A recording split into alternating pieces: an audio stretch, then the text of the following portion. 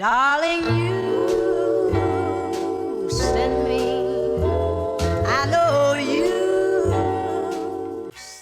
Darling, you send me. I know you. Don't know much about history. Don't know much biology. Don't know much about a science book. Don't know much about the French I took, but I do know that I love you, and I know that if you love me too, what a wonderful world this would be. Don't know much about geography. Apa yang disaksikan kebudayaan maupun juga kekuatan di pada masing-masing provinsi yang kemudian dianalisa, lantas akan bisa menemukan pula cara-cara yang terbaik untuk lagi menyempurnakan. Inilah akan merupakan modal yang baik dalam menyiapkan diri sebagai kader-kader bangsa. Karena yang penting pertama akan timbul dari jiwa kepahlawannya kalau mencintai tanah airnya.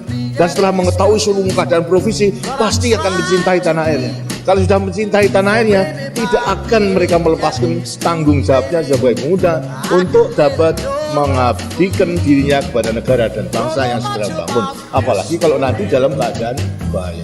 Lebih-lebih dalam menghadapi globalisasi yang sekarang kita akan melakukan liberalisasi daripada perdagangan bebas untuk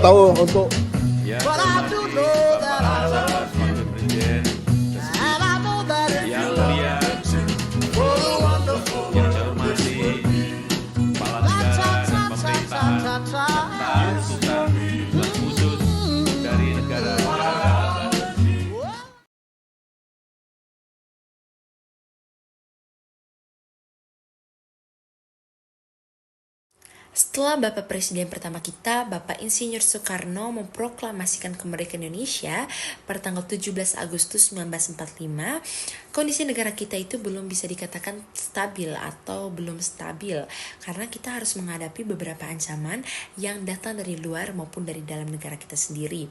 Namun, hal-hal tersebut tidak menutup kemungkinan bahwa perkembangan teknologi yang ada di negara itu mengecil atau tidak berkembang. Teman-teman, pada era awal kemerdekaan atau pada era proklamasi, perkembangan teknologi kita juga itu berjalan cukup lancar.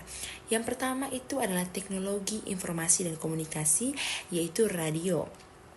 Pada tahun 1933, tanggal 1 April tahun 1933, Mangkunegoro ke-8 dan Sarsito Mangkukusumo mendirikan SRV. Jadi itu merupakan sebuah lembaga penyiaran radio yang ada di Indonesia. Kemudian pada tanggal 11 September tahun 1945 didirikannya siaran organisasi penyiaran radio, yaitu Radio Republik Indonesia atau kita kenal sebagai RRI. Oleh sebab itu setiap tanggal 11 September kita kenal sebagai Hari Raya Radio Nasional. Kemudian berkembang ke masa Orde Baru bahwa RRI ini mengalami peningkatan fungsi. Kemudian kita juga berkembang teman-teman dalam bidang teknologi transportasi. Kita juga berkembang dalam bidang pesawat terbang, di mana kita mampu mengembangkan pesawat bermesin tunggal tipe PW1 and PW2 yang mampu terbang hingga daratan Eropa. Jadi itu saja perkembangan teknologi pada masa era proklamasi atau awal kemerdekaan. Terima kasih.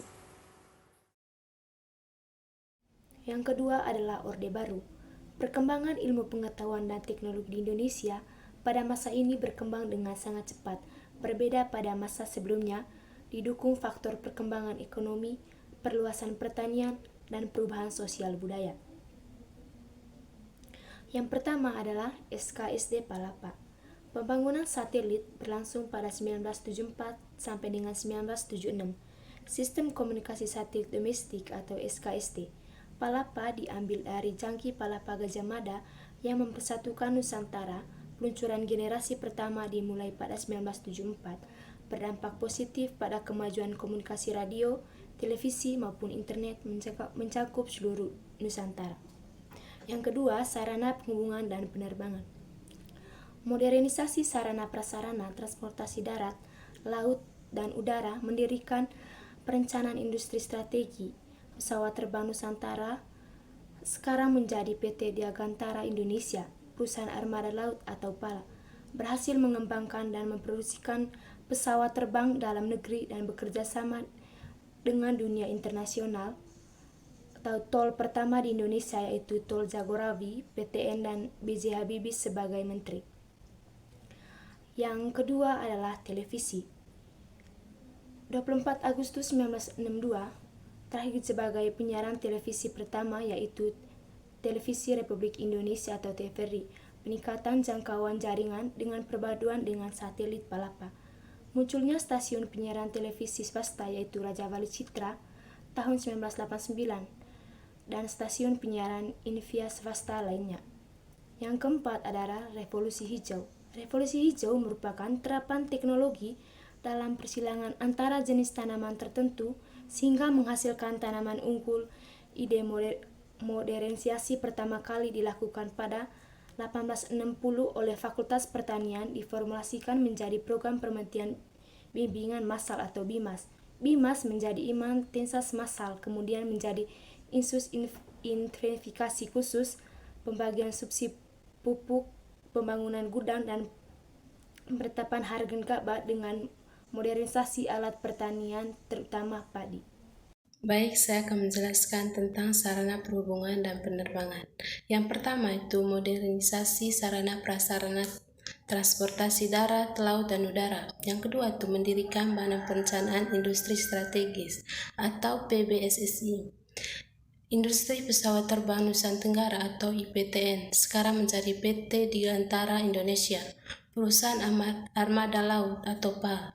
Yang ketiga itu berhasil mengembangkan dan memproduksi komponen pesawat terbang dalam negeri dan bekerja sama dengan dunia internasional. Yang berikutnya saya akan menjelaskan tentang televisi. 24 Agustus 1962 lahir lembaga penyiaran televisi pertama yaitu Televisi Republik Indonesia atau TVRI. Yang kedua itu peningkatan jangkauan jaringan dengan perpaduan dengan satelit Palapa. Yang ketiga itu munculnya stasiun penyiaran televisi swasta yaitu Raja Wali Citra Televisi atau RCTI. Tahun 1989, Surya Citra Televisi atau SCTV tahun 1990 dan stasiun penyiaran televisi swasta lainnya. Televisi atau SCTV tahun 1990 dan stasiun penyiaran televisi swasta lainnya. Yang berikut revolusi hijau. Revolusi hijau merupakan terapan teknologi dalam persilangan antar jenis tanaman tertentu sehingga menghasilkan tanaman unggul. Ide modernisasi pertama kali dilakukan pada tahun 1860 oleh Fakultas Pertanian UI dan diformulasikan menjadi program pemerintahan bimbingan massal, yaitu BIMAS. BIMAS menjadi INMAS, yaitu intensifikasi massal, kemudian menjadi INSUS, intensifikasi khusus. Yang berikut, pemberian subsidi pupuk dan pestisida, pembangunan gudang dan penetapan harga gabah, serta modernisasi alat pertanian terutama padi. Yang ketiga, reformasi. Hingga saat ini, perkembangan ilmu pengetahuan dan teknologi yang paling terlihat yaitu pemanfaatan teknologi digital di berbagai aspek, baik industri, jual beli, transportasi, pendidikan, dan lain sebagainya. Yang ketiga, reformasi. Hingga saat ini, perkembangan ilmu. Yang ketiga yaitu reformasi. Reformasi di sini dibagi menjadi dua. Yang pertama, peningkatan akses ke pendidikan iptek. Satu hal yang sangat mempengaruhi perkembangan iptek di era reformasi adalah peningkatan akses ke pendidikan tinggi, pembukaan lembaga-lembaga pendidikan baru, dan peluang beasiswa telah membantu meningkatkan jumlah individu yang memiliki akses ke pendidikan iptek. Mahasiswa kini dapat mengembangkan keterampilan dan pengetahuan di berbagai bidang, mulai dari teknologi informasi hingga ilmu biomedis.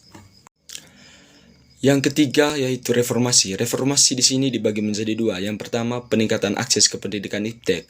Satu hal yang sangat mempengaruhi perkembangan iptek di era reformasi adalah peningkatan akses ke pendidikan tinggi, pembukaan lembaga-lembaga pendidikan baru, dan peluang beasiswa telah membantu.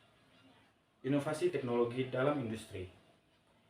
Reformasi juga telah mendorong perkembangan inovasi teknologi dalam berbagai sektor industri di Indonesia.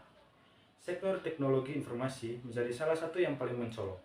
Munculnya perusahaan rintisan teknologi atau startup telah membawa perubahan dalam cara kita berkomunikasi, berbelanja, dan bahkan bekerja.